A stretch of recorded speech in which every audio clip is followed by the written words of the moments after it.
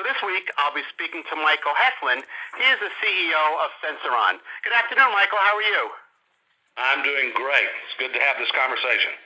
Thank you. I agree. I definitely agree. Okay, so we normally don't like for people to talk about their own companies when we do these 5-minute interviews, but the story of how your company was formed was actually very interesting. So if you could just give us the real short version of that story, I think the audience would really appreciate that. It is an interesting story. It actually starts in 2003. NASA had developed an aircraft. It was the Helios unmanned aircraft, and it was designed to fly at the highest heights, 100,000 feet, and stay aloft for approximately 24 hours or more. It's really a beautiful craft if you've ever seen a picture of it. But it came apart over the Pacific Ocean.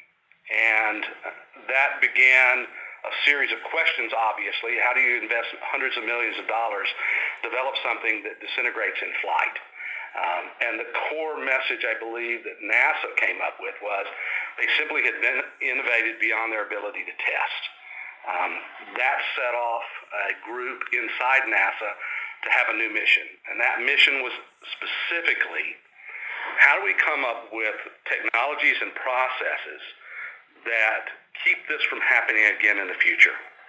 What is it that we need from a technology standpoint, a process standpoint, an integration standpoint, a data, information, and then that began to evolve with time.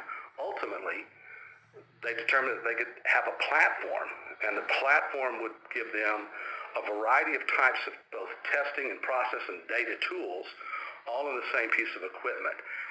While they were doing that, they were working with a company, which is our partner company that we spun out of. That company's 4DSP. And 4DSP was supplying them with the cards that went into the system, the FPGAs and the firmware necessary for them to go through each one of those generations.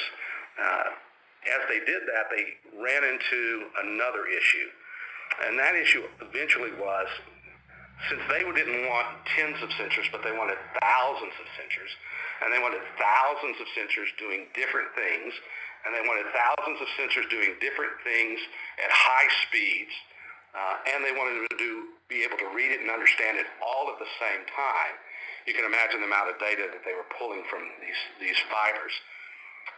About in 2007, there was an epiphany with the team. The team came up with an algorithm that allowed them to process 10,000, 20,000 sensors, doing a variety of types of sensing, all at the same time, and they began the patent process for that.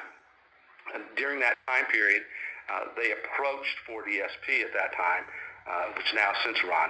They approached them and asked them if they would be interested in licensing the technology to commercialize it.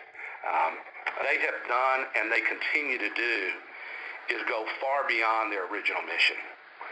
So it was actually a pretty unfortunate event that led to the founding of the company. Yes and no. It's an unfortunate event that a lot of money was used to build something that ultimately failed.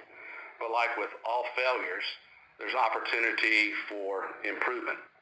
And this, certainly we've not come across anything competitive in the world that can combine all of these types of sensing into a single platform. And I'm not certainly talking about just our company. I'm talking about the technology as a whole. And I bet you're thinking of more applications on a daily basis. We do, and it really comes from our customers. We're amazed at the number of things that people call us and say, can it do this?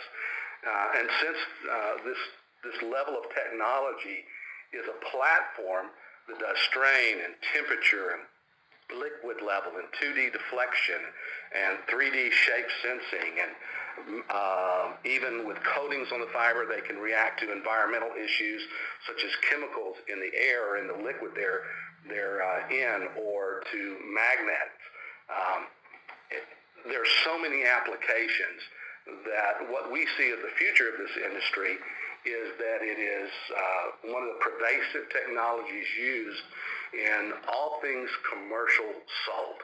In fact, we are ready today, so could other people in the industry, deliver consumer-level appliances. The price points just aren't right.